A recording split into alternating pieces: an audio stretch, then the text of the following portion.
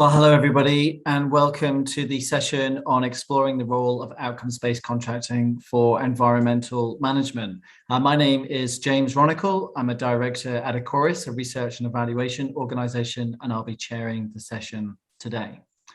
I'm sure you're all aware of the major political commitments in recent years in response to the climate and energy crisis. China, USA, European Union, all committing to net zero targets in the next 30 to 40 years.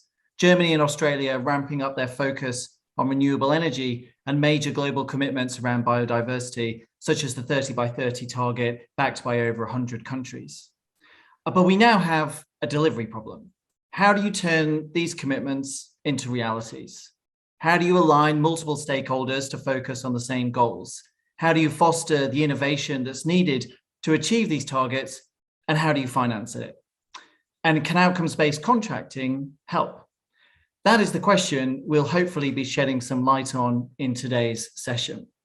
And I'm joined by 5 esteemed speakers that'll be helping us answer that question.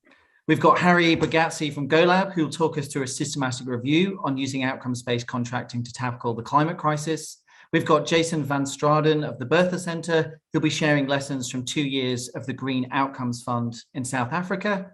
We have Amit Shah of Bridges Outcomes Partnership, who'll be answering this question from an investor perspective. And we've got Ellison Wright of the World Bank, who will be providing an overview of the impact bond for rhino conservation. And we'll finish with Michael Reiser from the UBS Optimus Foundation, who'll be providing a response to these presentations.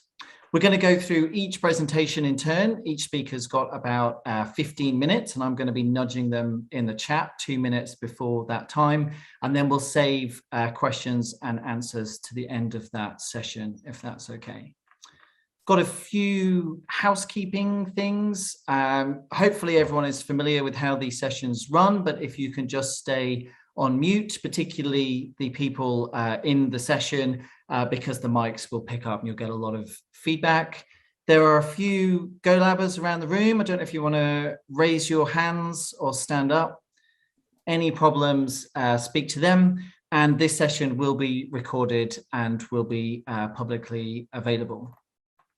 So without further ado, I'll hand over to our first speaker, Harry Bragazzi. Harry's a postdoctoral research associate at the Government Outcomes Lab. He works principally on the global systematic review for outcomes-based contracting, most recently focusing on outcomes contracts for environmental policy.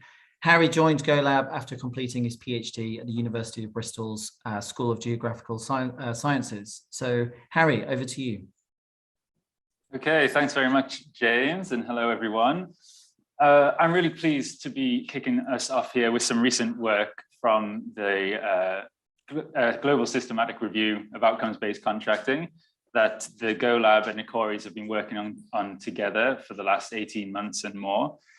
So the aim here is really to give you a sense of the state of the evidence base on outcomes contracts for environmental management, a bit of an overview of what's out there and what we've been able to find, and to summarize a couple of key findings from across that evidence. And I'll particularly talk about incentive design and how incentive design relates to some of the challenges that are reported in the evidence and some of the successes as well.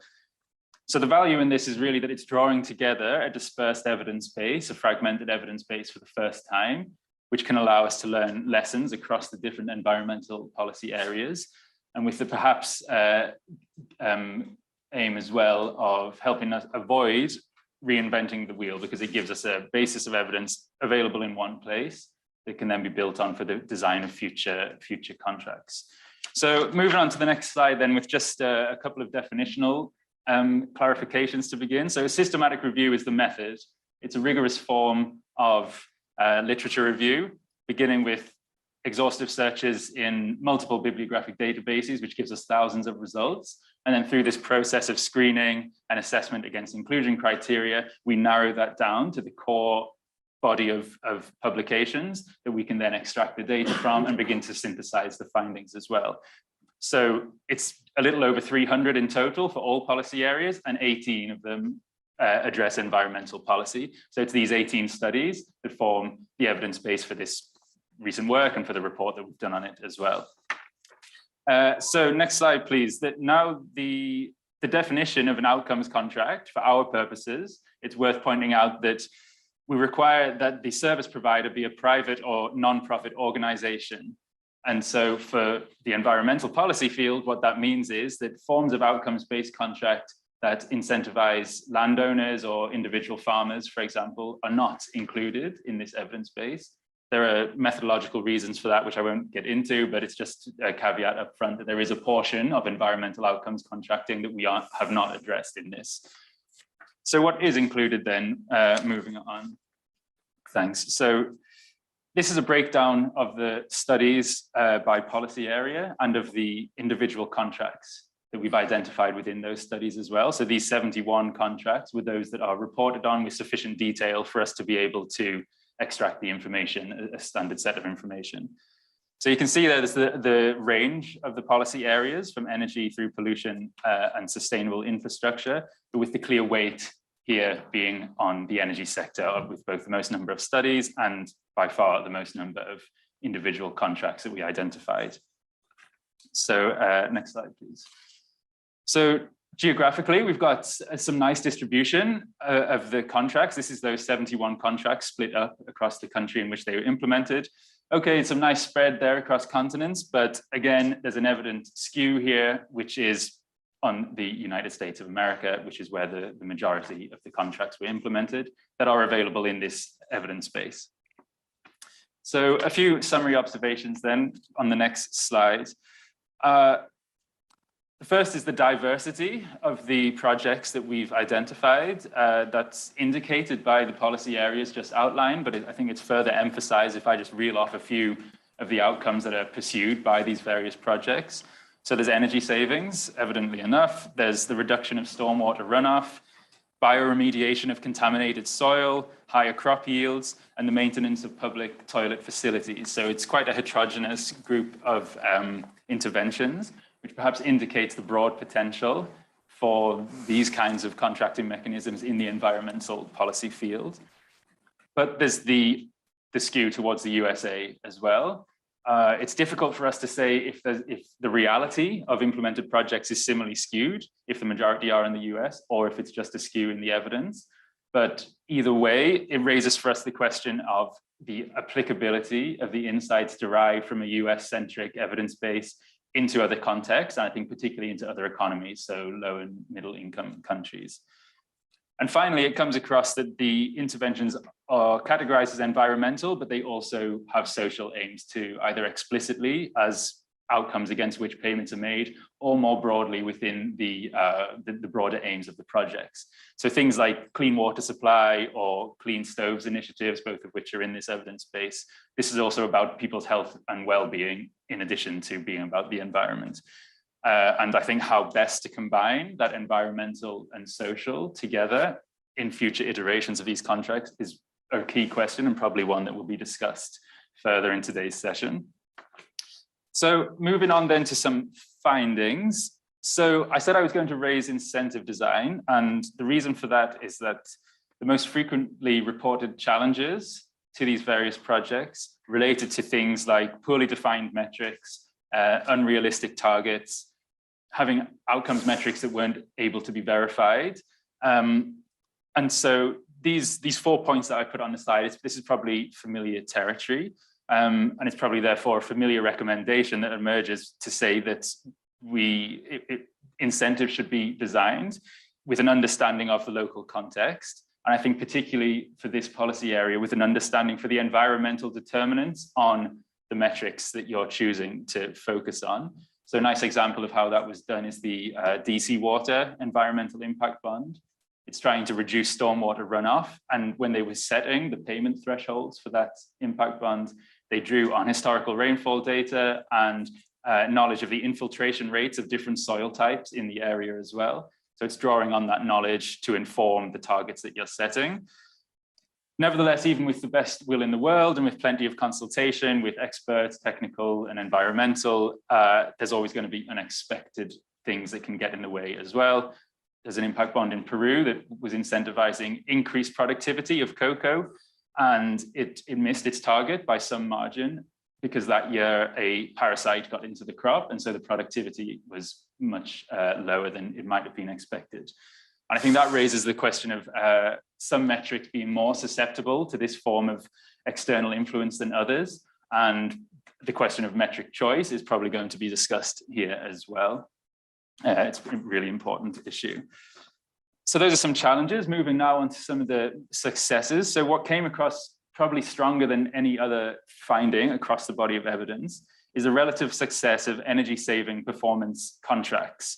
So very briefly, this is where an organization contracts with an energy service company in order to bring down their energy usage. The energy service company, or ESCO as they call them, takes on the upfront cost for retrofitting the building and implementing other measures. And then the payment from the organization to the ESCO is based on the subsequent savings made because of the reduced energy usage. Now, multiple studies within the evidence base reported on this, and across the board was reporting the successful achievement of energy reduction. And furthermore, what really is worth emphasizing is that they operate at scale. They've existed since at least the 1980s. There have been thousands of them implemented, and they seem to be having some success. So in a context of when we often hear about outcomes contracts being difficult to scale, it was great to come across an example here that seems to be operating successfully at such a scale. So then the question becomes, what contributes to that success? And we've isolated a couple that we think might be playing into this. So first, the use of a single metric. So they use kilowatts, kilowatt hours, or megawatts, whatever it might be, can be very reliably and accurately measured. And the contract is based just on this one metric. And there's also a very firm understanding of what can lead to those savings. So whether it's the installation of LED lights or new insulation, double glazing windows, and so on, there's a firm knowledge that this will actually work in terms of reducing energy usage. So with the question of how this model might be applied into other policy areas, this is obviously the question we want to ask here.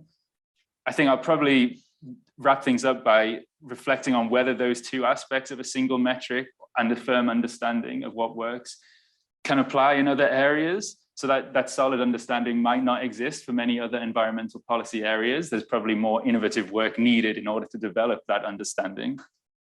And on the single metric, it seems to be working well here, but when you get into some other areas, I'm thinking particularly around ecosystem services, nature-based solutions, and so on. One of the things that was being raised in a roundtable discussion that we had about this is that when you have so much focus on one metric, that then there is further ecological effects that are not being paid attention to that can actually be damaging. So the example that was given to us was planting of a single species of tree for rapid carbon sequestration. So you get large areas covered with the same species of tree, you get your rapid carbon sequestration, okay, that's great. But at the same time, you're creating a monoculture, which reduces biodiversity and can deplete soil quality and so on. So you're giving with one hand and taking away with the other. And again, this gets back to metric choice and really the need to have that ecosystem as a whole represented within the contract, and a sensitivity to those complex interactions that you're mingling with when you begin to try and make changes in the environment. So I'll finish off with the last slide here, which is just a QR code to the report. My colleague Yuko is going to post a link as well. We published this 3 days ago. There's lots more detail in there and further examples as well of the things I've been talking about. And I just think it's great that we're doing this session this year. This is a new policy area for us at the GoLab. So I'm really looking forward to the remainder of the discussions and particularly continuing this work after the conference as well. So thanks very much, everyone, and back to you, James. Thanks very much, Harry. We're going to save the Q&A session till after all of the speakers, but if you have any questions, if you want to put them in the chat, then Emily can pick them up and we can ask them at the end. So feel free to use the chat if you'd like to. We're going to go over now to Jason van Straden, who'll be talking about lessons from 2 years of the Green Outcomes Fund in South Africa. Jason is a research and training project manager at the Bertha Centre Innovative Finance Portfolio, located at the University of Cape Town. He completed his BCom honours and doctorate degrees at the University of Witwatersrand. I hope I pronounced that correctly, Jason, where he also did a postdoctoral research fellowship. So Jason, we'll hand over to you. Thanks so much, James. And yeah, thanks, Harry, for that presentation, which was really interesting. I just want to say thanks for the opportunity to be here today and just share with everyone there about the Green Outcomes Fund, which is a fund that was launched in South Africa. So just going on to the next slide, I'm just going to give a brief overview of the presentation for today. So first, I'll just chat a little bit about what is the Green Outcomes Fund and what we favorably call GOF. And then I'll chat about the design of it, and then kind of the meat of it is looking at the challenges and lessons that we've had from about 2.5 years going on to the end of 3 years now of the implementation of the fund. Next slide, please. So the Green Outcomes Fund, it's a first of its kind blended finance structure. So when we're talking about blended finance structure, it's getting that development finance capital from philanthropic organizations, grant capital, looking at those organizations, particularly in the government space as well, also looking to give that finance towards development impact and seeing how you can use that to mobilize private capital. So you can see with the Green Outcomes Fund, we look to do that in terms of providing an outcomes-based mechanism, in terms of providing matched concessionary capital in the form of outcomes payments to existing and emerging local investment funds to promote investments in green SMMEs in South Africa. By paying for those outcomes generated by those SMMEs. So what's great is that you have this outcomes-based capital that's coming through, but this is then matched by private sector and providing that kind of catalytic effect going forward to providing finance for the SMMEs. And so the objective of the fund is really to try and incentivize local fund managers to use new approaches and funding mechanisms to target high potential and fast growing SMMEs in South Africa's green economy. So the Green Outcomes Fund was initiated in 2016 and it was co-designed by Bertha Center, Green Cape, World Wildlife Fund and the World Bank. And Bertha Center led kind of that design phase and has been supporting in the implementation that started in 2020. Next slide, please. So this is kind of just a breakdown of the design. So just bring your attention to the bottom two circles there where you've got the investors. So fund managers, investors have looked at green SMEs and they've had this perception of high risk and high costs related to green SMEs in that space. But then you have green SMEs that have a potential for high social impact and environmental impact, but they're struggling to access finance. So there's a gap there that needs closing now. So how the Green Outcomes Fund helps close that gap, it situates itself where it connects donors, particularly looking to provide capital to development and impact, and it connects these with investors. So what it does, it allows that donor capital to be applied at impact at scale, provides that scalability and that efficient and effective use of their funds to provide that impact. So if we look at how it actually works in practice, you have the investors. Investors under the Green Outcomes Fund will then make investments in green SMMEs. These green SMMEs will then produce green outcomes. These will be reported to the investors. Investors will then report this to the Green Outcomes Fund, who would verify that these outcomes have been created. And then donors will then see this impact being created and release funds in terms of outcome payments, which then goes to investors, which helps them in terms of de-risking that investment and also helping them to use that money to further de-risk investment in the green SME space. Next slide, please. So just having a look at the catalytic nature of it. So it was started where the Jobs Fund, which is part of the National Treasury in South Africa, provided the majority of the funding, but also Rand Merchant Bank provided some funding in terms of grant capital. And with that grant capital that would then be used for outcomes payments, it was able to then catalyze a further 24.3 million US dollars from that initial 5.7 million, creating a total of 30 million US dollars. And this was really a pilot at the stage. So this was just great to see that catalytic nature in terms of bringing private sector capital into that space. Next slide, please. So this is the really important things that have really come out of the 3 years in terms of the Green Outcomes Fund, is just looking at the challenges and lessons and how these can then be applied for future funds and in future areas, geographical areas. So some of the challenges really do translate into lessons that can be learned. So you can look at the first challenge, external market factors. So you can imagine in 2020, that was when COVID was kind of hit, and this is when the fund was launched. And so you can imagine the fund launching at that stage, there were these external market factors that were at play, and you could see that the risk tolerance for fund managers and also SMEs in terms of going out and seeking capital had changed. So it became clear that the initial targets in terms of job creation and green outcomes and that were set before weren't going to be achieved as that was originally planned.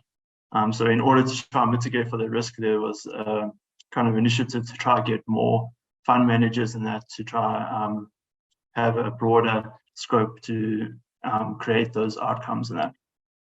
And then going on to that, that led into another challenges where you were looking to get more fund managers involved to create this investment to SMEs, but there was a struggle with pipeline for various reasons. So some fund managers would say, okay, the fund doesn't really align with what they're looking for at this stage.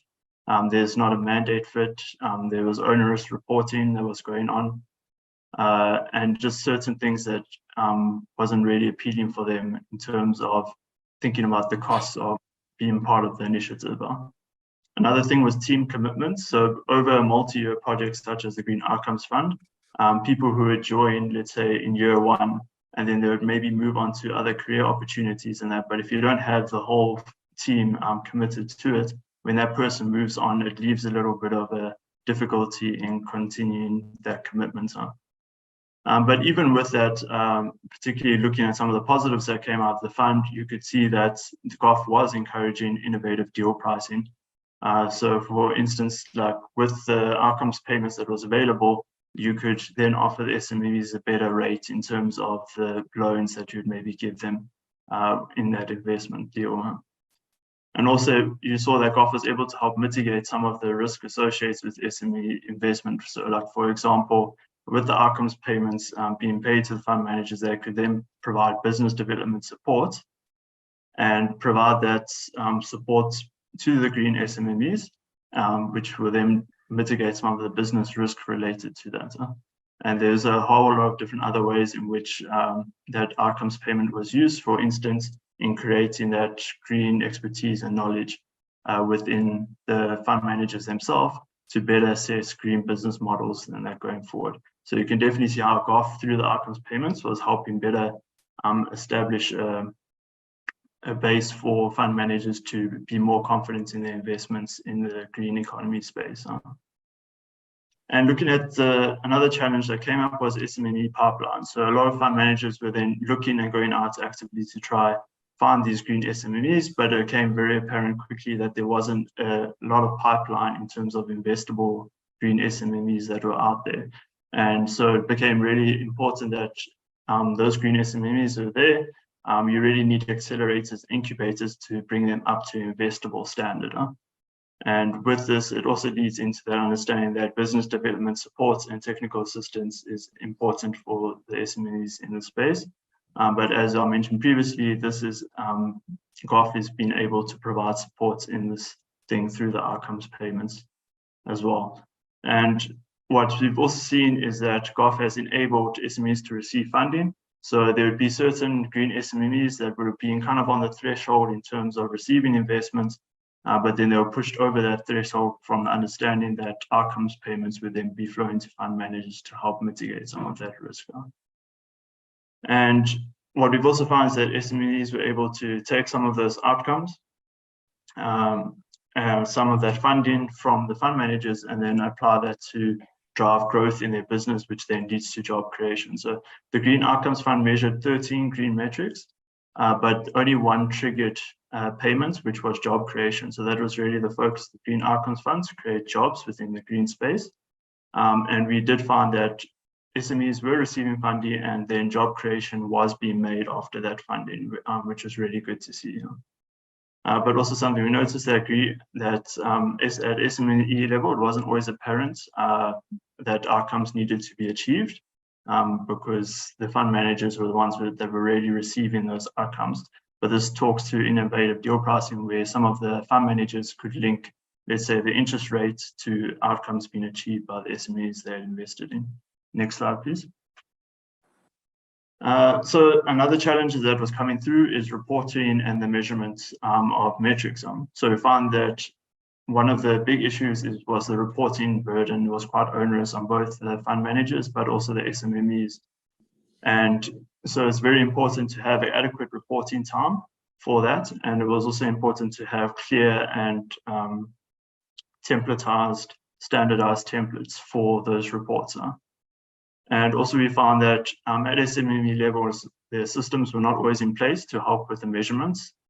And so it's important to provide those tools to help SMEs in terms of measuring those different outcomes. And we also found that in terms of outcomes, that some take different times to achieve, and also sometimes outcomes lag the initial investments. So they can make an investment, but certain outcomes will only be achieved maybe a year later. And also with the Green Outcomes Fund, there were multiple stakeholders, as you could see with that diagram. So it was clear to have a core central team, high communication, and a lot of engagement between those different stakeholders. So that's an important lesson to draw from there. And also important is that there was a lot of knowledge and information that can be drawn from the pilot.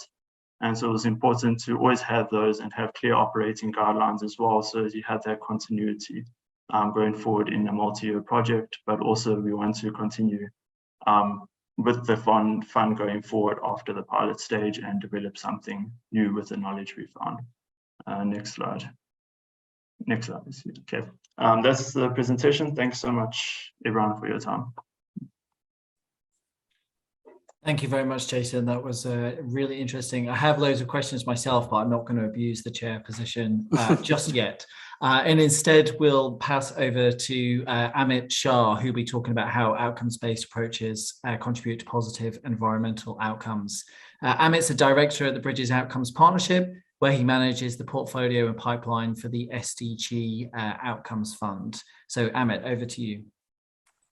Thanks, James. Yeah, so so at Bridges, we've been working on social outcomes contracts for over 10 years now, and the focus very much over the last 10 years has been social. So the move into environment is very exciting for us, and it's new in this fund. So we've been looking at this for the last year or so. So I've been learning a lot the last year to understand how we can think about environmental outcomes. In your report, Harry's been a very nice tool to add to the armory there. So thank you for that. And your report reminded me of a story, actually, that a friend of mine, his father passed away 3 or so years ago, and he inherited like a big piece of land up in the northeast somewhere. And I remember about a year after his dad passed away, we were sitting and having a conversation about kind of what he could do with this land, and he wanted to think through how he could drive some outcomes from this land. And it didn't talk about it that way, but that was what he was talking about. So did he, for example, put on some solar panels onto this land, and actually he got all his neighbors basically said no? Did he rewild the land? Did he do, I can't remember what the type of farming is called, but you basically plant crops which grow together and work together? And did he move to that type of farming? I think it was just a standard monoculture farm before. In the end, I think he did none of them because he got confused and just put an Airbnb on the land. But the thing that got me was how complicated, actually, we know from our work from the last 10 years how complicated social outcomes are to measure. But actually, even on the environmental side, it's an incredible challenge. And your report, I think, showed actually like the dynamics at play, things like biodiversity versus carbon sequestration, the speed, for example, the speed at which some crops grow can sequester carbon, but actually the challenge of what that means in terms of monoculture crops, etc., and soil and land and etc. There's so much at play. It's not a straightforward space at all, and it's probably just as complex and messy as the social space. And I think although there's been a long history of it, it feels like it's in the vernacular of social outcomes contracts, environment's a new thing, and it's really, really exciting that we're here today to talk about it. I'm going to focus a little bit on I think the area that excites us the most, which is this intersection of environmental and social outcomes, where we think, our hypothesis at least, is that this is where things will get really interesting in the outcome space, primarily because we think that without the social justice, without the social outcomes being aligned with the environmental outcomes, we aren't going to see the environmental outcomes delivered, because there will be opposition, there will be challenges to making projects happen. And so unless these projects are aligned with the communities, the people that are on the ground, and it's supporting their work and it's supporting their growth, the environmental outcomes just won't get delivered. Go to the next slide, please. Yeah, so linked to that, it's just crucial. So we want to make sure that we're finding projects for the things we are looking at, the things that excite us, projects where there's a clear line of sight and that allows us all, kind of investor, outcomes funder, most importantly, delivery organizations and people on the ground to be focused on a range of outcomes that's going to work for an entire community and an entire ecosystem and an entire area. And the other thing that's potentially exciting, and we haven't seen much of this yet, but we are starting to have some conversations around ways that if you have both social outcomes and environmental outcomes, could you get different outcome payers into the market who will pay for the different outcomes, which might make projects which are not feasible when you only look at one or other outcome to actually be feasible when both types of outcomes are coming to market. So that, I think, are the two big reasons we are kind of focused on this area. I'm going to run through. So we're at the very, very early stages of our fund. We are currently building pipeline and kind of just signed our first contracts for our first investment last week, and which is in the education space. But we've got a number of really exciting projects which we're looking at in pipeline. I thought I'd just run you through a couple of them just to show some examples of how we think these two areas can align. So if we can move on. So the first one's about plastics waste management. So this is a photo of Lagos in Nigeria, where plastics, kind of single-use plastics, is a massive, massive, massive problem. If we can move on to the next slide. It's the 9th highest contributor to plastics pollution globally. They're generating 2.5 tons per annum of plastics, which end up in not being recycled and not being disposed of properly. The main disposal method, even when it is disposed, is burning, and that releases toxic chemicals into the air. You'll read reports about this. It's dangerous to the soil, water, and air. The one thing I didn't know about actually before we started looking at this project is the flooding risks. So plastic bottles block up sewer systems, they block up water pipes, and that's causing huge flooding issues in Lagos as a city. And finally, obviously, being on the sea, there's a big threat to marine biodiversity, and especially with microplastics, which end up kind of forming from larger plastic things.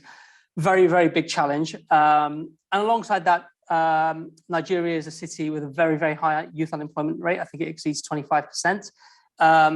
And there are some organizations out there who are doing some really exciting work to try and combine these two things and bring these two things together. If we can move to the next slide, please.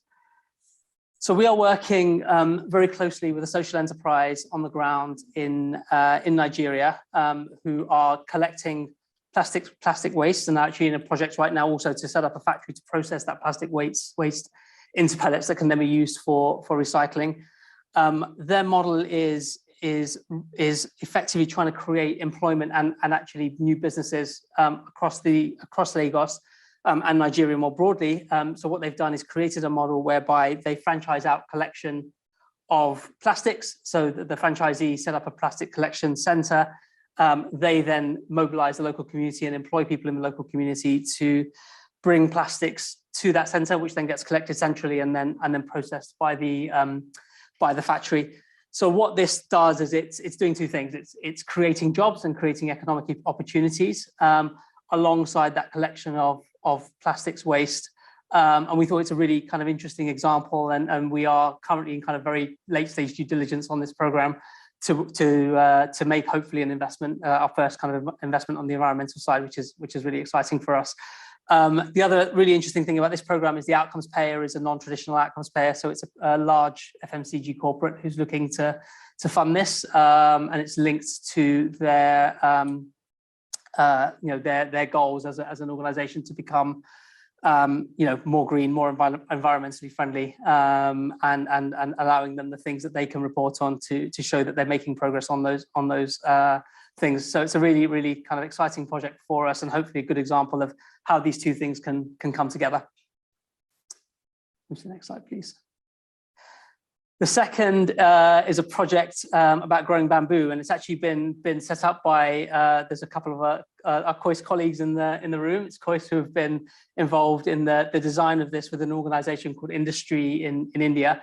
And this program, if we move to the next slide, is basically about encouraging the growth of bamboo, which, as many of you probably know, is an incredibly fast-growing plant incredibly good at carbon sequestration and generating oxygen. It replenishes very quickly. So in terms of harvesting, it grows really quick. Someone told me it can grow like up to 3 feet in a week or something crazy in some species. And it's very, very easy to grow and can be grown actually without much chemical intervention. And then as a use case for bamboo, it's a very, very robust material. If you pick the right types of bamboo to grow, can be used in a wide variety of products and as an alternative to wood, plastics and metal. We've seen kind of bamboo scaffolding in many countries and things like that. And in Bangladesh, I've seen it used a fair bit. So it's a really, really exciting project. And we think it could have a lot of potential to drive a lot of environmental outcomes. But the exciting thing the COIS team have done is pair that up with social outcomes. If we can move to the next slide. Sorry, to the next slide again. So COIS and industry have brought together a really interesting project, which is firstly about growing that bamboo. And these targets are preliminary, I've got to say, but the aim is to grow a large amount of bamboo, 1,000 hectares of bamboo. And the aim is that will then lead to a one revenue stream, which is carbon credits and carbon sequestration. Linked to that, they want to set up two things. So farmers collectives, which are the organization, effectively an organization of farmers that will plant this bamboo, which will enable them to get a good price on the open market for this. And then a collection of artisans who are going to then take that bamboo and turn it into products to then sell to organizations like IKEA, like H&M, to actually then take on these products. So the aim is to build that end-to-end value chain around bamboo. So starting with growth and planting bamboo at one end, then harvesting that bamboo, and then taking that harvested bamboo and using it and turning it into products. And once you're looking at that whole value chain, that whole supply chain, that enables you to bring in both the kind of environmental outcomes that will arise from the bamboo growth, but alongside that, the social outcomes that can come from the collectivization of workers who are both growing and then processing this bamboo into products. And very importantly is the empowerment of women. So the plan is for this project is for all the organizations, the producer enterprises, and is to kind of encourage women to be actively involved in both the growing and the processing of this bamboo into products. And the aim is actually once we leave and once this project is done, this whole thing becomes sustainable and the financials around this become sustainable too. So it's a really, really exciting project. Again, we're in the middle of due diligence, so we are not quite invested yet, but we are really, really hoping we can support this as a program. And yeah, I want to commend the great work that the COIS team and the industry team has done so far to get it to where it is. Next slide, please. So what are the key challenges I think we're finding when we're putting these projects together? There's a lot of projects out there in the environment side. And I think so. It's a growing space, and environmental outcomes contracts is going to be a growing space. I think finding projects where there is a clear alignment between the environmental outcomes and the social outcomes, I think will become a challenge over time. I think where we are is it becomes a question of values, and that's, there will be some organizations, some individuals who will value the environmental outcomes more. There'll be others who value the social outcomes more, and as a result, different projects and different programs will have different emphases in terms of how they how they position themselves and what they want to pay for. I think that balance is going to be interesting, and how we think about that over time is going to be fascinating. I mean, the thing that excites me most about this role and this job has always been the systems thinking and how things fit together. And I think actually the way that environmental and social come together is going to be a really kind of fascinating element of systems thinking. Second is then finding those outcome funders. I talked a bit about kind of potentially bringing together outcomes funders from different parts of the kind of ecosystem of funders who are interested in different parts of this. So can you find funders who are interested in social outcomes and other funders who are interested in environmental outcomes, perhaps bring them together in one project? Or will you find funders who are kind of interested in funding across the board? I know that the COIS team it's been a long journey to get the funders on board. It's not been a straightforward journey to find funders who want to pay for both the social and environmental outcomes that are going to be generated in that program. And then what happens to those projects where the alignment is not clear? So where there are some projects, and we've kind of highlighted two here, where there is that alignment.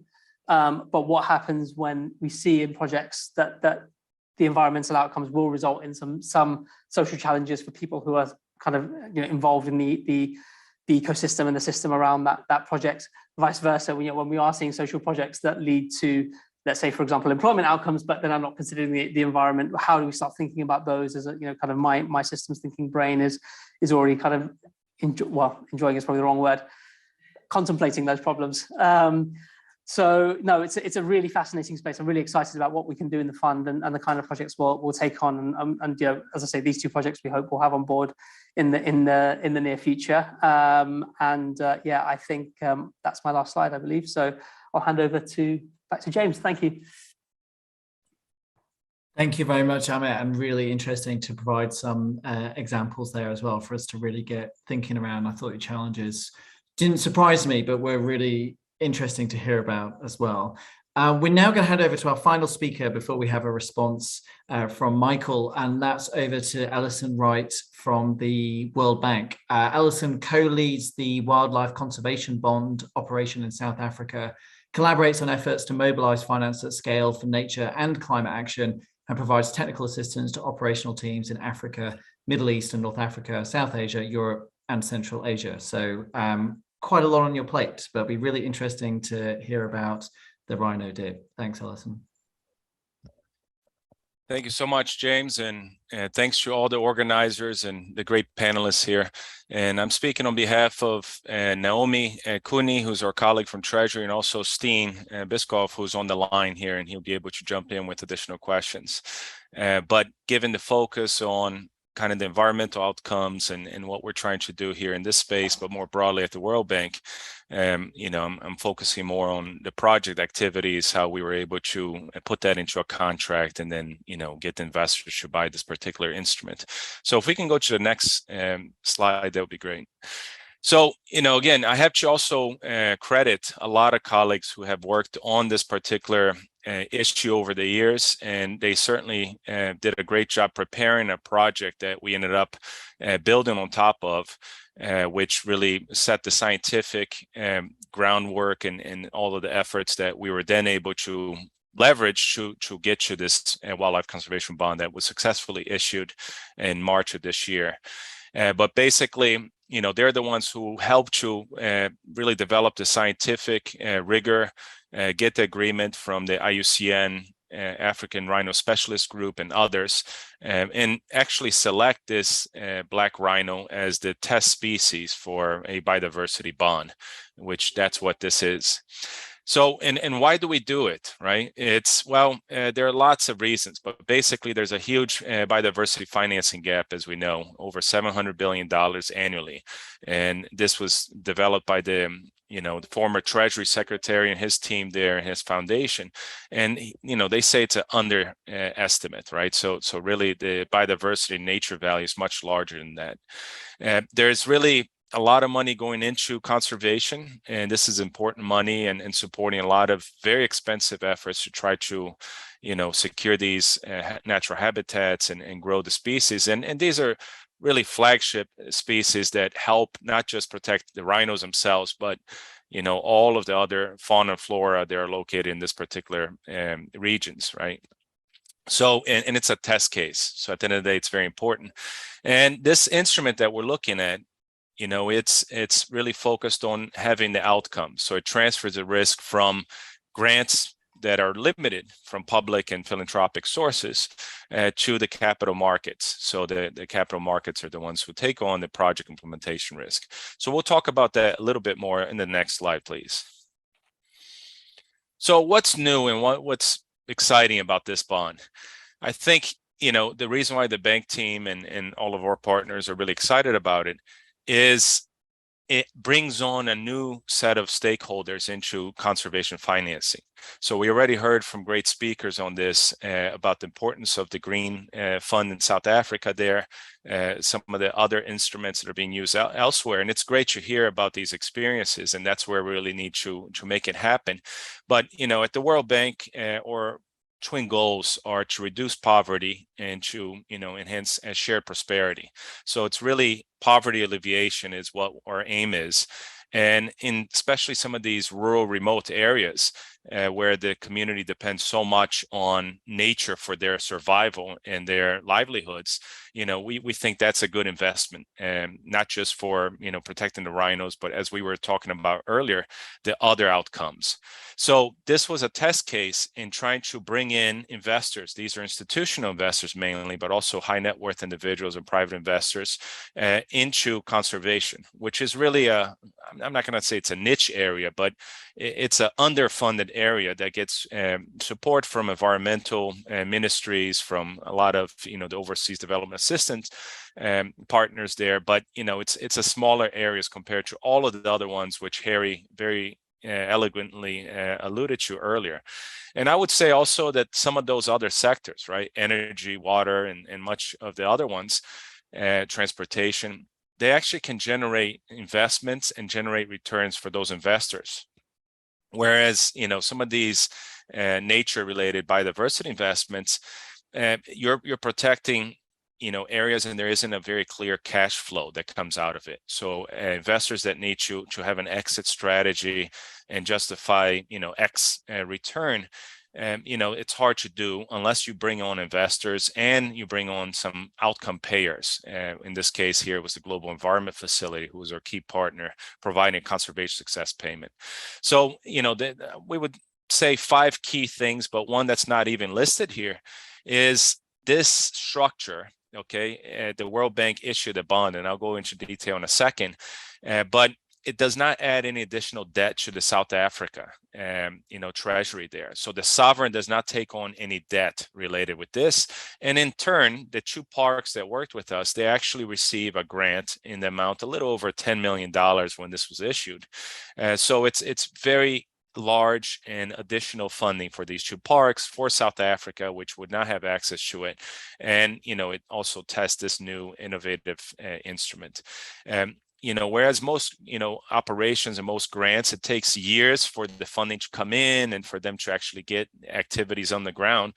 This, we deposited 20% of the total amount the day the bond was settled. Okay, so the day of the actual launch, the parks received 20% of the funds in their accounts to really start the activities right away. And they're receiving another 20% in a month's time.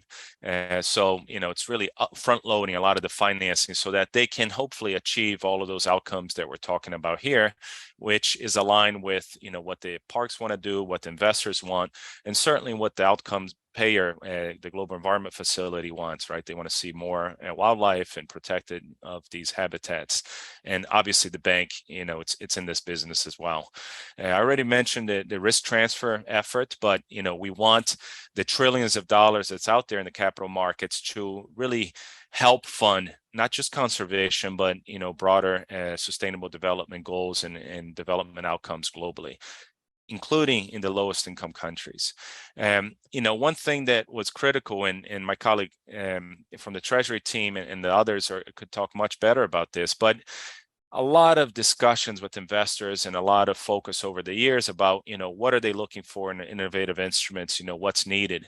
And as I mentioned before, there was a long-standing project that helped to set the baseline for this, and they explored different, indicators, different species to consider, and also different financing structure about, well, the investors, they'll take risk on the principal, which is if you pay $1 for something, you may lose that dollar, right? And on top of that, you may not get any return for it. That's, the principal plus, in this case, the coupon payments. Finally here, the Treasury team was able to come up with a structure, talking with different partners, where, the bank will guarantee that principal amount. In this case, it was $150 million, and also have a little bit of a little bit of a return that's also guaranteed. But then the investors do take project risk, where they may not get a similar type of return as they would with a plain vanilla issuance of this equivalent bond. And, finally, I have to congratulate our colleagues there, both from the parks, ZSL, Conservation Alpha, many other partners who have invested many years increasing this monitoring capability and developing specific tools that could withstand a very intense scrutiny that was done not just by the bank, but also the investors and others who participated in this deal. So I'll go quickly through the next few slides and then try to highlight I would say that the outcomes that are the keys for this project. So in 30 seconds, I'll try to highlight how the structure works, and obviously we can talk in more detail and you can look at information online. But what made this possible are four things. First, the Global Environment Facility provided non-grant instruments. So on the top left of this chart, it shows that they provided this outcome payment, okay, which is key because, as we mentioned, in many cases, including this project here, the cash flow that's generated from typical investments is not there. So they are providing, call it the return on the investment, okay? That's provided by the GEF. The next one is on the right side.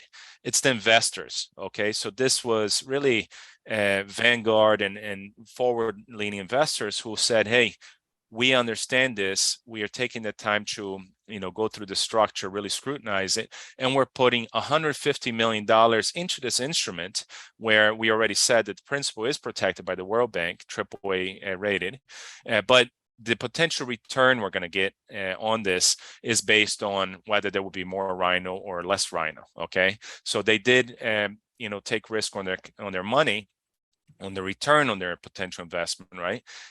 Based on that rhino growth. And then having the bank, really put the balance sheet on the line here to say, hey, we're going to, tap into the capital markets, your existing investor base to generate these funds in the form of grants for these two parks. And then the last piece is really the parks that are going to do the work. They capture all the data through different technologies, different systems that are very advanced to help with this. And then we have this independent calculation agent and verification agent who are key partners in this deal to make sure that, they ensure this is happening. So next slide, please. So as was already mentioned before, we, are looking at various outcomes, okay, interim and project development outcomes, but the key performance indicator is really the first one there. Is there more rhino or not? And that's what the investors are taking the risk on. If there's more rhino, they will get more money. If there's either a reduction in the rhino of these two key populations, or it's at zero, they won't get, return of that conservation success payment from the Global Environment Facility. But, we also looked at the broader environmental and, social impacts that are being brought by this important investment. So these are some of the other indicators. And next slide, please. So this goes into some of the detail around how the information is gathered, how it's, validated, and then ultimately how it's reported to the investors, including the independent verification. So, it's important to highlight that this is super critical for the transparency of the information that's collected and reported on. And as it was already mentioned earlier in this panel, having a single metric that is, in this case, I would say a little bit easier than looking at things like pangolins or, ants or butterflies, whatever it may be, right, that are important biodiversity indicators. Here, it's just using the rhino as a, barometer around, well, is it, going up or is it not? And then you have a very robust M&E system trying to make sure that it's there. And I'll call out this thing called the ROMS, which you see there on the right, but it's Rhino Outcomes Management System. This is it's really a tool that sits on AWS, the Amazon Web Services, and it provides not just the secure data collection and tracking, but also the quick verification capabilities that are there. And there's a model that takes place to make sure that, rhinos, which, although they're huge and it's great to see them in these remote areas that, have, very thick bushes, et cetera, there, sometimes it's hard to actually go there and track. So it's important to have the monitors in place, to leverage the camera traps, other technology, as well as the aircraft capability to make sure that these are tracked and documented annually. And next slide, please.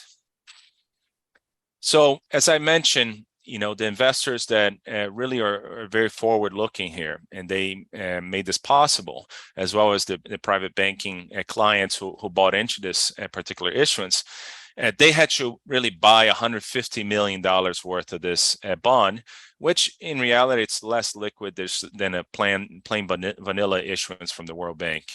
And they have a guaranteed minimum return, so they'll get their principal plus this. What we're showing here is the bond effective yield on the right there, 1.06%. But ultimately, they may get more, including what at the time was a 50 basis points premium if there was 4% or higher rhino growth. So that's why it's so key that all of the due diligence was done, all of the contractual arrangements were put in place, including between the parks, the investors, the independent calculation and verification agents, as well as the units here within the bank. We're all aligned to make sure that activities are done effectively and that we're working towards this 4% or higher growth. Last slide, please. So I think this is the final slide, but the idea here is, as we already talked about it, is the bank is in the business of reducing poverty, increasing shared prosperity, but we think that investing in nature is a great way to get there, especially in these poor rural areas, which around one of these parks, the poverty rate's over 80%. So it's very, very significant. They have few options as to what they can do in this land. Here, they're taking what used to be farms into parkland, and then it's a very thriving area for the rhino conservation. But there are a lot of other activities that are being done there, including in the Ado Elephant National Park. It's a very important citrus industry hotspot for activities that are done there. And then lastly, it's really helping on supporting that local community through direct, indirect, and induced jobs, and promoting new businesses there, including tourism, which already is going on in Ado, and it's a new one for the Great Fish Reserve.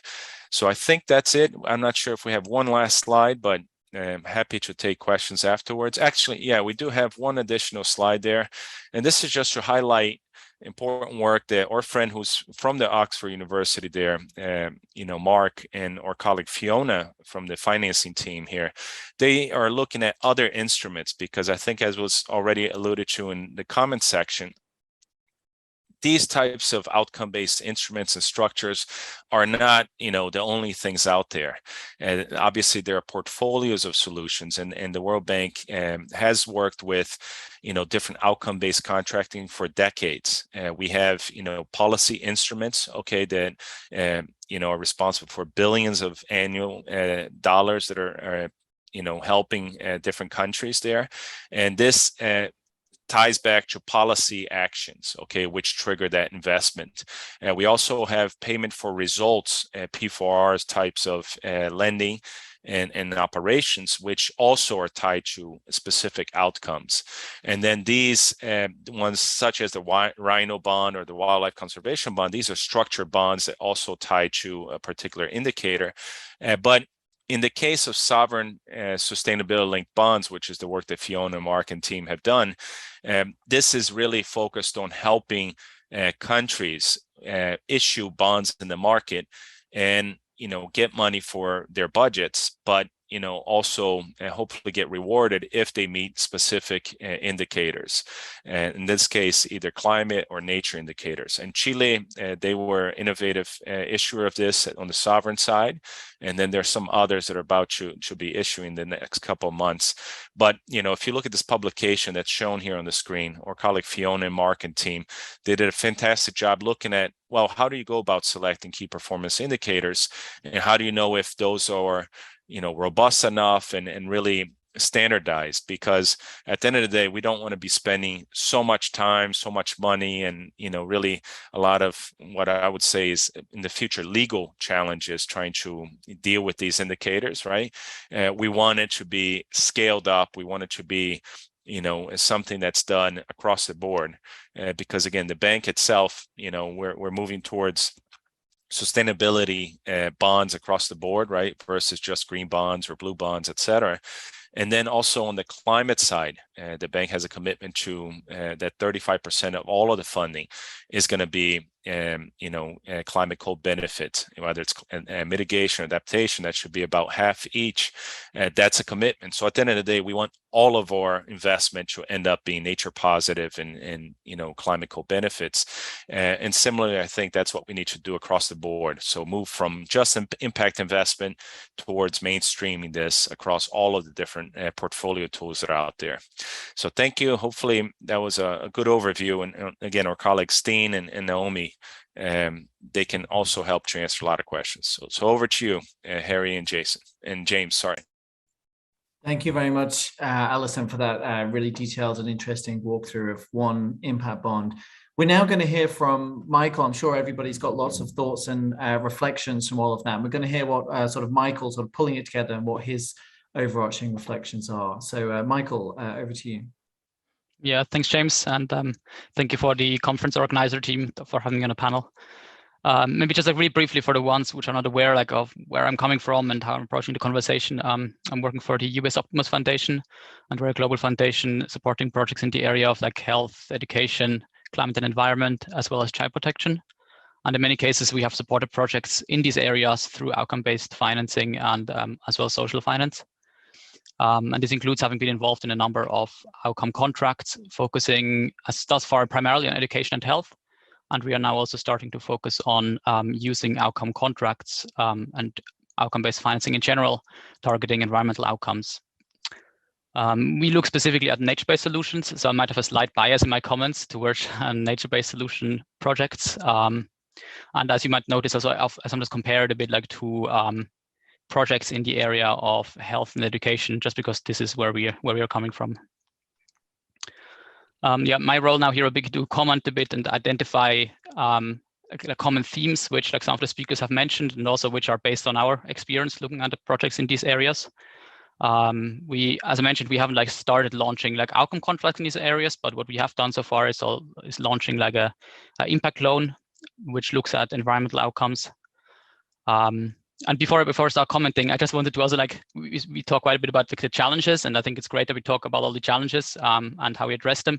But I think we also as James also mentioned in his opening remarks, not forget all the benefits. I think we absolutely need to make sure that all the the climate finance which is currently being committed is also really flowing into projects which can generate the outcomes they're supposed to create. And I think outcome-based contracting can probably play a huge role in this. But so I think one common theme probably which I think all of the speakers have touched upon is probably just the metrics we are looking at with these projects. And I think there's some opportunity there. I think Harry also mentioned that in his remarks, that there is to some extent in some areas actually quite a good alignment on the metrics we want to look at. I think this is definitely true looking at carbon mitigation, where we exactly know what we want to measure. And then, I think Harry also mentioned energy savings, which I think most of us would agree that this is definitely a good metric to measure.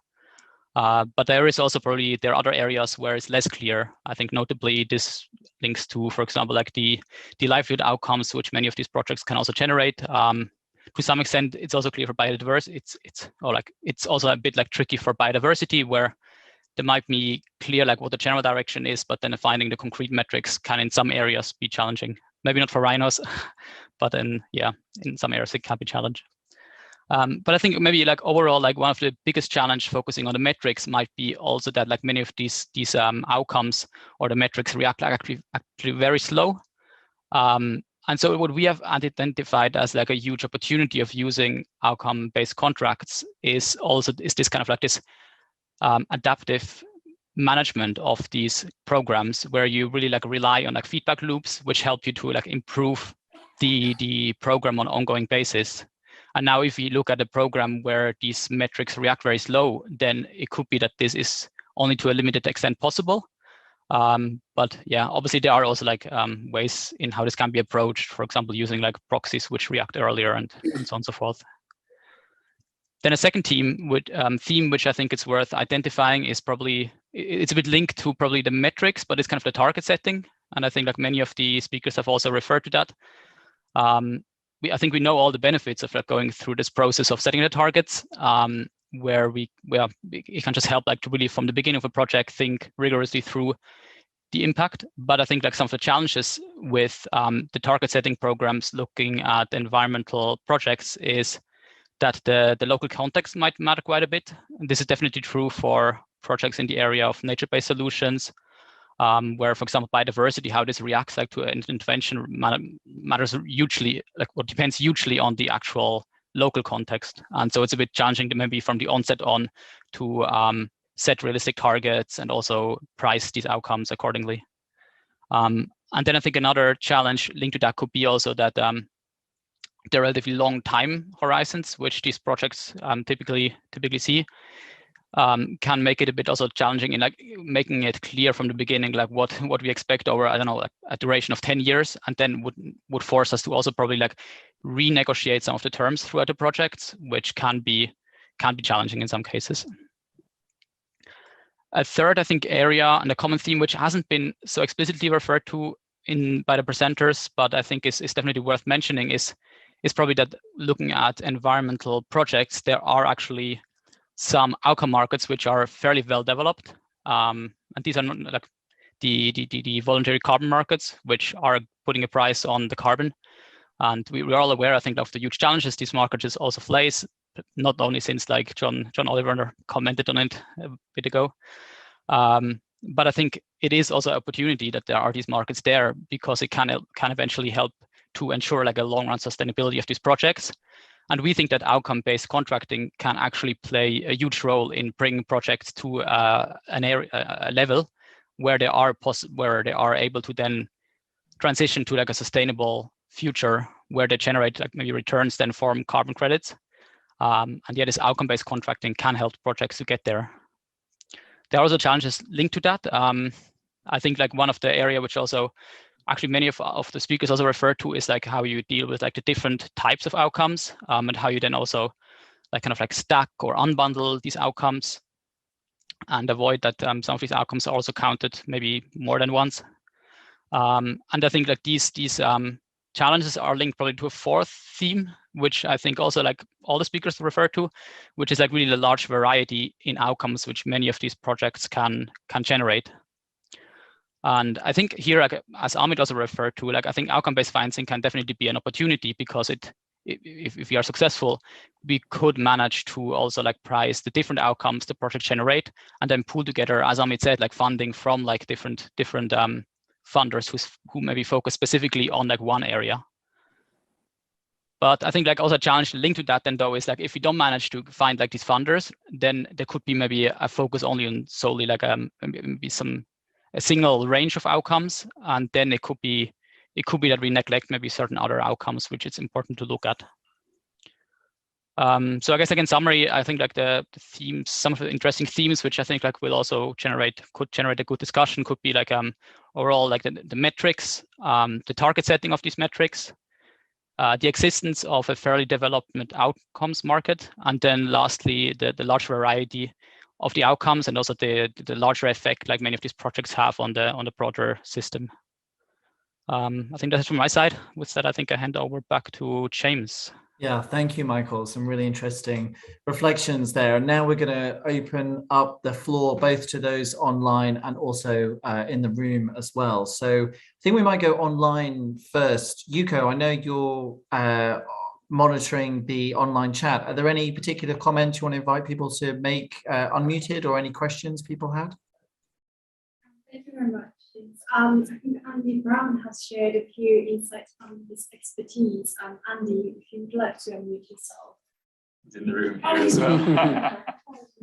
Yeah, hi, I'm in the room. So Andy Brown, I'm the head of sustainability with Anglian Water, and also visiting fellow school as well. So really, really interesting conversation and discussion. And I guess, Harry, a question or a point to you in terms of, you know, there's actually quite a lot of activity going on in this space that's outside the kind of formal fund or bond kind of world. So lots of private organisations are putting together programs for delivering environmental outcomes and social outcomes. I absolutely agree. There's a real crossover, an opportunity between the two.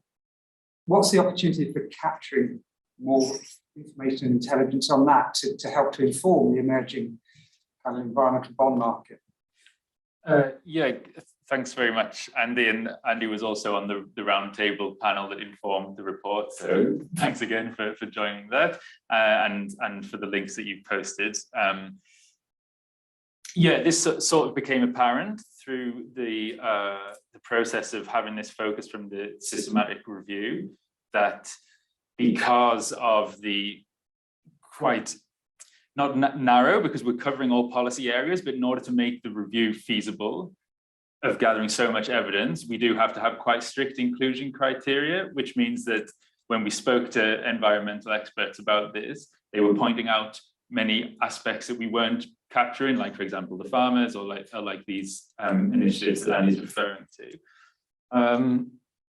So for capturing that evidence and including it within this sort of process of trying to generate insights and do the engagement work as well, I think this is something we definitely want to do and should be doing.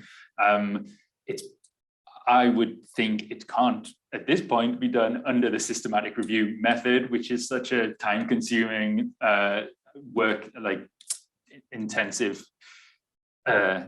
process. So it would be something that we could do through talking to people like you and others, and getting, you know, when you send us links, we're able to collate that into one place, start reading those and connecting the insights, which we will certainly be doing. But yeah, I think if we were designing the systematic review now to say this is a systematic review of outcomes contracts with environmental policy, we'd be designing it slightly differently to broaden it to capture some of these aspects. But yeah, it so happens that because it was for all policy areas everywhere, then we had to have constraints on what ended up included. So. Yeah, thanks, Harry. And I think, Andy, you're really putting a really important point. I think that there are lots of people in this space, governments, private sector, as you said, who are all thinking in this area. And I think, which is very much why this session was brought together, but I think thinking of ways of how that can all be captured in one place and how people can learn from each other, I think is really critical. And I'm sure people here are aware of the GoLab sort of Indigo data set on social outcomes contracts. And I really believe that what is needed is a similar thing, which, as you said, isn't just focused on sort of formal bond structures, but is captures a whole range of different payment for ecosystem services. I'm not aware of such a database, but that doesn't mean it doesn't exist. And I don't know if any of the panel or anybody else is aware of a really good resource that like pulls together loads of these different examples.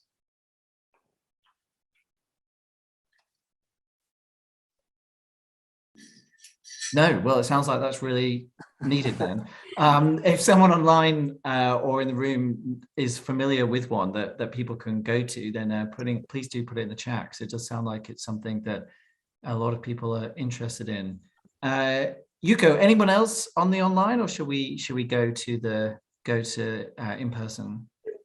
There's also Stephen Houdat, I think, who is virtual, and he's in Montreal, and he's had some fantastic reflections in the chat. If you'd like to unmute. Sure. Thank you so much, Emily, and congratulations on an extraordinarily rich panel.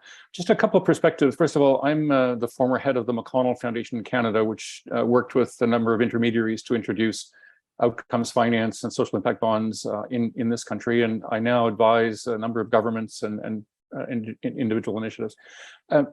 One perspective I think that's useful when we're talking about the environmental landscape space is the landscape level approaches that integrate social, economic, and environmental initiatives. I'll just pop in the chat again the evaluation of something called the Deshkan-Zibi Conservation Impact Bond, which is taking place across the Carolinian Zone in southwestern Ontario, and it's characteristic of some other work going on in this country that brings an Indigenous perspective to systems change that is highly integrative of not only present efforts, but takes account of reconciliation that's going on in this country, and it looks forward at a sort of multi-generational scale.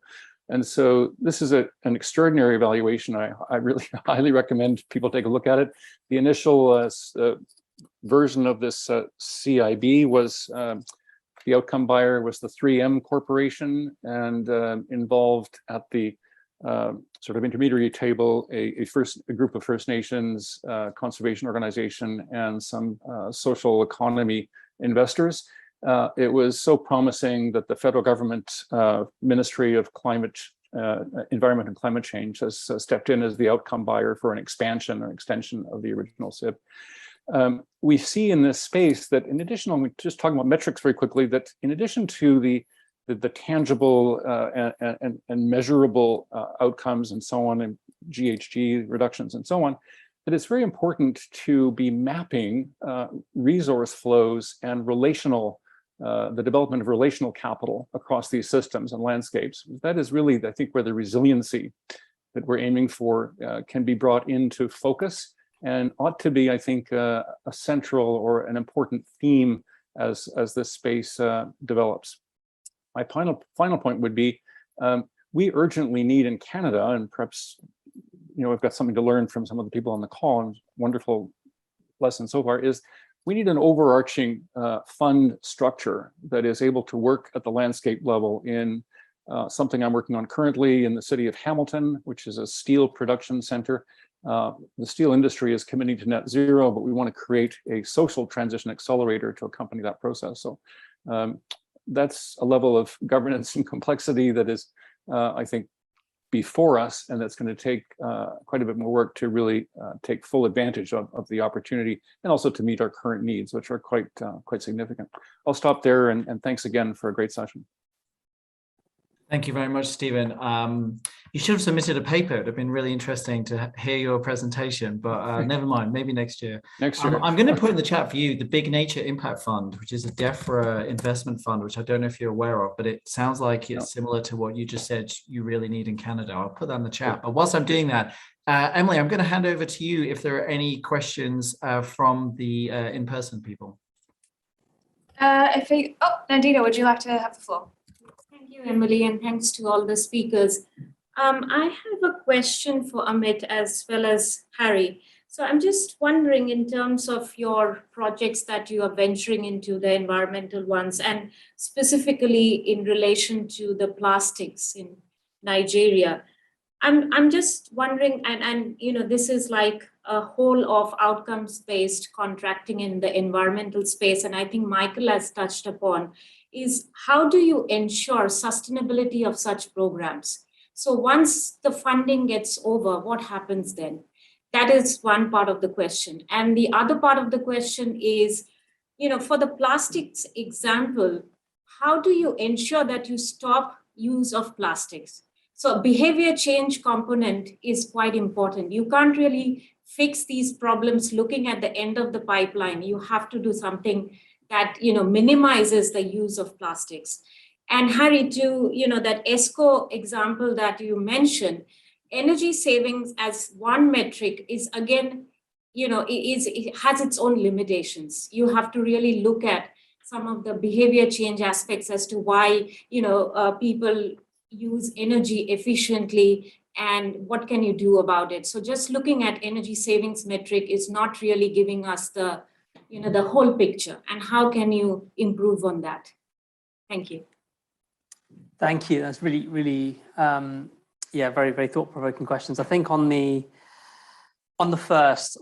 plastics waste management, the dynamic of the project is actually set up so that it does lead to sustainability over the longer term. So the idea is over the period of 5 years, we have an outcomes funder who will be paying for these outcomes. But over time, once this business grows, the aim is to grow this social enterprise and grow their plastics collection capability to a place where it actually becomes sustainable. And then the price that they are receiving for the pellets that come out of their factory at the end of the process is effectively what is then paying for the entire value chain of the plastics collection through to processing.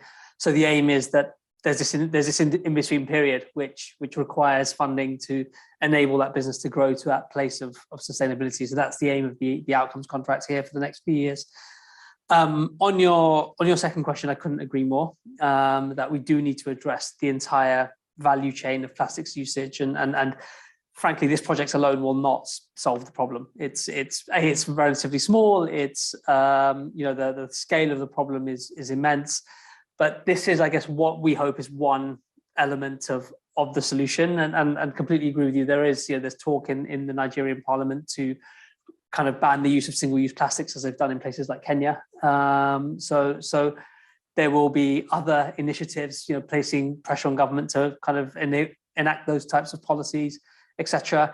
That will also be needed alongside this work. But this work is one drop in the ocean that will hopefully kind of lead to the outcomes we are ultimately trying to achieve, which is that reduction in plastics in the ecosystem. And there's a problem now, which is there is tons and tons and tons of plastic waste in the ecosystem in Lagos that does need to be addressed. And whilst not adding to that problem is crucial, and reducing the consumption is crucial, also addressing that waste that exists and is continuing to grow is also important. Yeah, thanks, Nandita. So I can't give a response based on, with evidence to back it up here. With the thing with secondary research is I am reporting on what is in the literature that we've gathered, and this isn't really discussed in terms of behavior change, as opposed to simply making energy savings. But I think it's a good question. It brings to mind something we have spoken about recently in the GoLab around the level at which you direct your policy efforts at the individual or at the system. And so do you change the individual people's behavior, or do you change the system within which they behave? Because there's a deterministic influence from the system as well. For individuals, in terms of changing behavior, I guess a direct thing might be it's when it affects people's pockets, if it's financially beneficial for them to make those savings, as it's about to be with the energy prices increasing all around. That might be one way of changing behavior. Obviously, it would be better to do it in a managed way as opposed to under conditions of crisis, as we have at the moment. I can refer to things like cultural change. I mean, the recognition of limits and the ability to say no to, we want everything we want all the devices all the time, and I think in our culture, we don't have this capacity at this point. I don't know who to see about beginning on changing that though, but maybe it comes through recognition of the severity of the problem. And as that catches on, maybe behavior begins to change as well. So. That's right. Thank you. Yeah, maybe to respond to you and to give like a little bit of hope, there has been experiments notably in France, and there is right now experiment to have outcome-based contracting for environmental purposes. It's led by the French Environmental Agency, and they aim to fund a project through environmental impact bonds, and they have added multiple. Like, it's not based on one metric, it's based on multiple both environmental and social metrics within the payment scheme. And they have also included a strong component in terms of behavioral change. So it's still like very early stage, but I mean, there's hope, and there's some stuff that are currently being tested in this sense. That's really interesting. And I don't know if you've got a laptop in front of you, or later, if you can put a link to that in the chat, I think that would be I don't have a laptop, but yeah, of course, I'll make sure. Yeah, thank you. Emily, do we have any more questions from the floor? Not currently, but if you'd like to raise your hand, I'm sure we'd really appreciate any reflection or any feedback on this session as well. Great, yeah. I'm going to abuse my chair because it's. Sorry. Oh, you've got a question. Oh, woohoo! I would like to.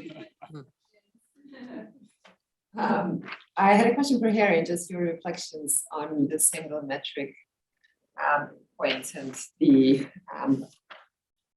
ease or complication, and kind of just general observations in relation to that in your review, and how that relates to all of the discussion that we subsequently had around the mirroring of social and environmental outcomes. So just, sorry, can you repeat what you're asking? Yes, I mean, it sounded like some of your reflections were that a single metric was potentially helpful in thinking about how to develop, launch, and scale these types of projects. And I just wonder, given all the discussions that we had, how do you reflect on that, and then also think about the marrying up of social and environmental outcomes? And did you have any thoughts around that? Yeah, okay, thank you. Yeah, I think the fact that it is a single metric and that we've indicated that this might be one of the contributing factors to the success of those projects is, it's not so much, this isn't being explicitly stated, it's more as surmising based on what we've found. And I guess, yeah, linking it to scale, I think I was thinking about this in relation to the earlier session on metrics this morning, about how the metrics that you choose might by necessity have to change as you increase scale. So if you've got a small scale, very innovative project, you can maybe test lots and lots of things at once. But there's the cost related with that form of evaluation and continual data collection that possibly can't be done at scale in the way that something like megawatts, kilowatt hours can be very reliably done. For my own opinion, I suppose I would think it would be very tricky to have to go into other environmental policy areas, especially when you're talking about the joining of social and environmental, to try and pick one metric that's somehow meant to be a proxy. I mean, I don't know if with the World Bank, whether the rhino populations is also intended to be an indicator of broader ecosystem health, if there's kind of ecological research that can confirm that connection. I think that would be the sort of metric, one that can reliably be a proxy, you know, that we know through rigorous understanding and research that you can get such a metric. So yeah, because then it's about weighing the complexity up against the need to have a certain amount of simplicity to be able to effectively implement the project and have it operate over the longer term as well. I hope that's helpful. No, it is, yeah, it's important reflections, and I think it's something that we'll need to work through in the future. Thank you, and thank you for the report as well. Thank you, Mila. Sorry, Emily. Nandita just had an additional comment. Just adding to what Harry said about the single metric for the World Bank, I'll be really interested to hear a bit more about how does that work. So, you mentioned about the increase or the decrease of the rhino is a single metric, but there are a lot of other factors that goes into, whether the rhinos are increasing and decreasing. So how can you base your verification and evaluation on just one metric? How does that work? Thank you for the question. Should I step in now? Okay, so you're correct. The black rhino, okay, is the key performance indicator, and that's what's included in the contract for payout using that global environment finance or global environment facility funding, okay? But we measure other indicators as well, because as I mentioned, as a bank, we're focused on jobs, on additional revenue opportunities, other factors as well, besides just the number of rhinos. So, that is the only one that made it into that contract level because of all the reasons why Harry mentioned, right? It's a single metric, something that you can reliably, get information on, you can track, you can verify. And that was something that the investors were comfortable, or eventually became comfortable having that risk around rhino growth. But there's a very robust theory of change that went into this by many rhino experts, okay, who developed it, who said, okay, you need this much habitat, so you need to have this biological, organic growth. And then a big one for rhinos is limiting the poaching that may occur over time, right? Because that's the number one threat for rhinos, especially in South Africa, which has been at the forefront of a lot of the rhino poaching. So I'm not sure if that answers all of your questions, but the key here is one single metric that was included in the contract with the investors, but we focus on a broader measure of development overall, as well as the health of that habitat. Thank you. Thank you, Alison. And we're pretty much at time, so we should wrap up now. If you come back, Alison, in future years, I'd be really interested to hear about the trade-offs and relationships between the paid metric and the measured metrics. And does measuring them but only paying for one, does that create a bit of an imbalance in the priority? But for another day and for many years to come, I think. Thank you. Could please, everybody, can you join me in thanking our amazing panelists and speakers? It was a fascinating session. So thank you very much, everybody.